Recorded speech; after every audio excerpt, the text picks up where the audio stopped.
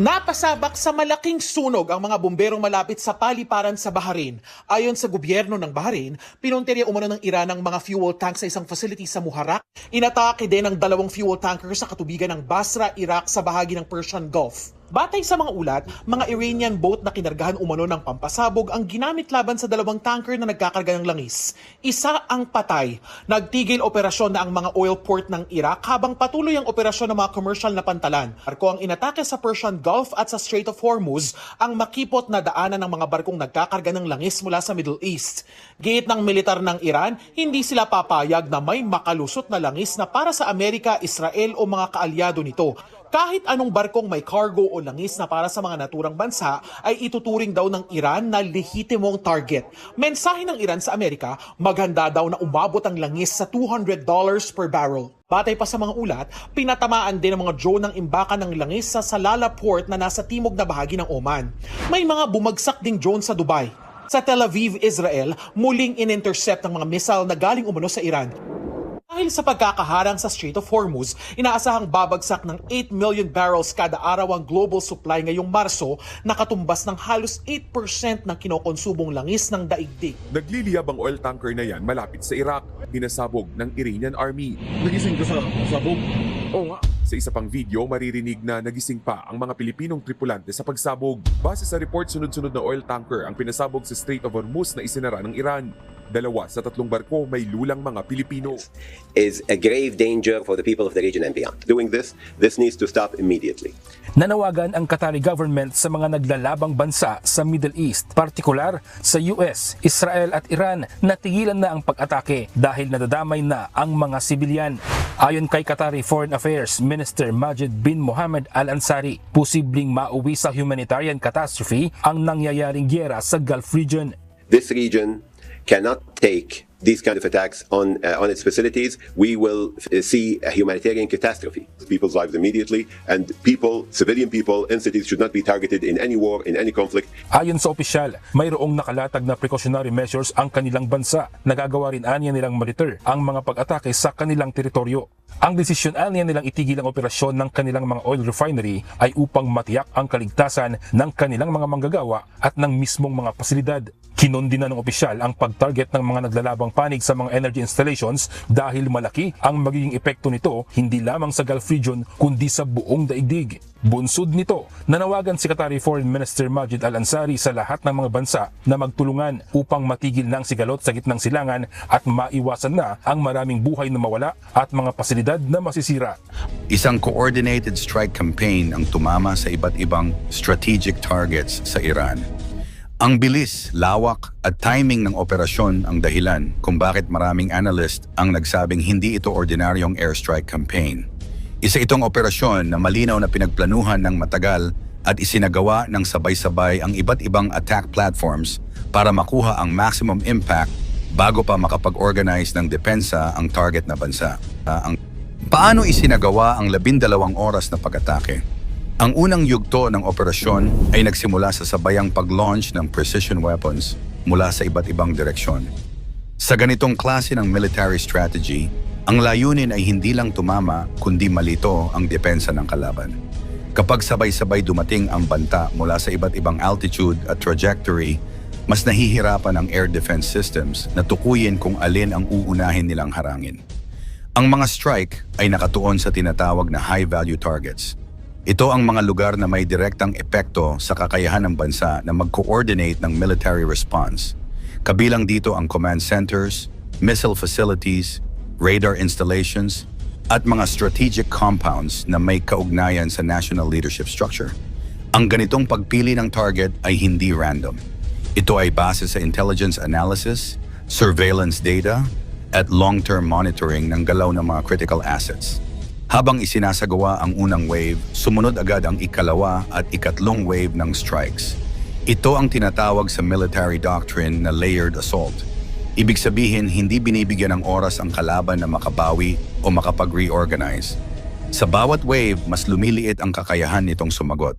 Sa loob ng ilang oras, ang buong operasyon ay nagmistulang tuloy-tuloy na pressure na walang pahinga. Ano ang tinamaan sa loob ng isang gabi? Hindi lang iisang lugar ang naapektuhan. Sa loob ng kalahating araw, maraming bahagi ng Iran ang nakaranas ng epekto ng operasyon.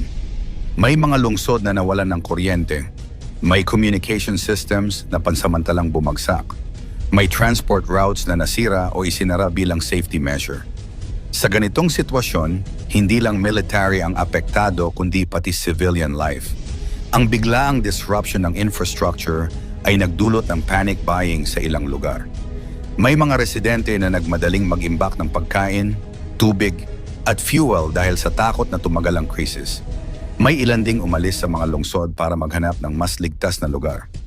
Ang ganitong reaksyon ay normal sa mga sitwasyong hindi malinaw kung gaano kalawak o katagal ang magiging labanan. Bukod sa physical damage, malaki rin ang psychological effect. Ang sunod-sunod na pagsabog at sirena ay nagdulot ng matinding kaba sa populasyon. Sa ganitong mga sandali, ang pinakamalakas na armas ay hindi lang missiles kundi uncertainty. Kapag hindi alam ng publiko kung ano ang susunod na mangyayari, mas tumitindi ang takot at tensyon. Ano ang agarang resulta? Matapos ang unang 12 oras, malinaw na may malaking epekto ang operasyon sa strategic structure ng bansa. May mga ulat na ilang matataas na opisyal at security figures ang naapektuhan na nagdulot ng pansamantalang kalituhan sa chain of command. Sa military perspective, kapag ang command structure ay nagulo, bumabagal ang decision-making at humihina ang coordination ng depensa. Sa regional level, agad ding tumaas ang alert status ng mga kalapit na bansa. Maraming radar systems ang na-activate at airspace monitoring ang pinaigting. Ang mga ganitong hakbang ay indikasyon na ang situation ay hindi na lamang lokal na insidente, kundi posibleng magkaroon ng mas malawak na epekto sa rehiyon. Sa international stage, mabilis ang naging reaksyon ng iba't ibang bansa. May mga nanawagan ng agarang de-escalation, may naglabas ng pahayag ng pagkabahala, at may nagsimulang maghanda sakaling lumawak ang tensyon.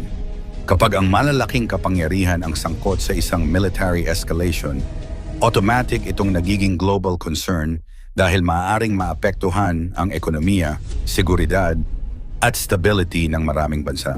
Paano tumugon ang Iran?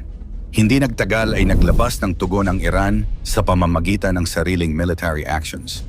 Ang ganitong response ay bahagi ng deterrence principle. Kapag ang isang bansa ay umatake at walang naging sagot ang kabilang panig, maaaring magmukhang mahina ito sa mata ng kalaban at ng sarili nitong mamamayan. Kaya mahalaga sa strategic doctrine ang pagpapakita na may kakayahan pa ring gumanti. Kasabay ng military response, naglabas din ng mga pahayag ang pamahalaan upang ipakita na kontrolado pa rin nila ang sitwasyon. Sa panahon ng krisis, mahalaga ang messaging dahil ang morale ng publiko ay nakadepende sa kumpiyansa nila sa liderato. Kapag naniniwala ang mamamayan na matatag pa ang pamahalaan, mas mababa ang tsansang magkaroon ng internal unrest. Ano ang posibleng plano ngayon? Sa kasalukuyan, ang direksyon ng Iran ay nakatuon sa 3 pangunahing layunin: pagpapatatag ng depensa, pagpapanatili ng internal stability, at paggalaw sa diplomatic front. Ang pagpapalakas ng defense readiness ay mahalaga para maiwasan ang panibagong strike. Ang internal stability naman ay critical upang hindi magkaroon ng power struggle o kaguluhan sa loob ng bansa. Samantala, ang diplomatic efforts ay ginagamit upang makakuha ng international support at ma-pressure ang kalaban na bumalik sa negosasyon. Ang kombinasyon ng tatlong ito ang karaniwang strategy ng isang bansang nakaranas ng biglaang military escalation. Hindi sapat ang lakas ng armas lamang. Kailangan ding gamitin ang politika at diplomasya upang mapanatili ang balanse ng sitwasyon. Ang 12 oras na operasyon na ito ay nagpakita kung gaano kabilis magbago ang geopolitical landscape kapag nagbanggaan ang malalaking kapangyarihan. Sa modernong panahon, hindi na kailangan ng mahabang digmaan para magbago ang direksyon ng kasaysayan. Minsan, sapat na ang isang maikling window ng matinding aksyon para mabago ang balanse ng kapangyarihan sa isang rehiyon. Ang tunay na epekto ng ganitong pangyayari ay hindi agad nasusukat sa loob ng isang araw.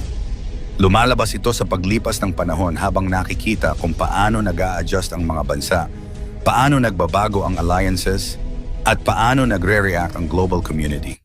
Ang mga susunod na linggo at buwan ang magpapakita kung ang nangyaring iyon ay simula ng mas malalim na tensyon o simula ng panibagong yugto ng negosasyon.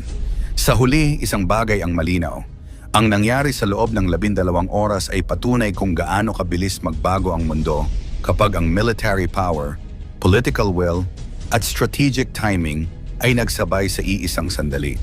At habang patuloy na nagmamasid ang buong mundo, nananatiling bukas ang tanong, ito ba ay isang isolated strike lamang o simula ng mas malaking kabanata sa kasaysayan ng global power struggle? Sa tingin mo, ito na ba ang simula ng mas malaking digmaan? Hanggang saan kaya aabot ang tensyon na ito? Magtatapos ba ito sa negosasyon o sa mas matinding labanan? I-komento mo naman iyo sa ibaba, paki-like ang ating video, i-share mo na rin sa iba. Salamat at God bless.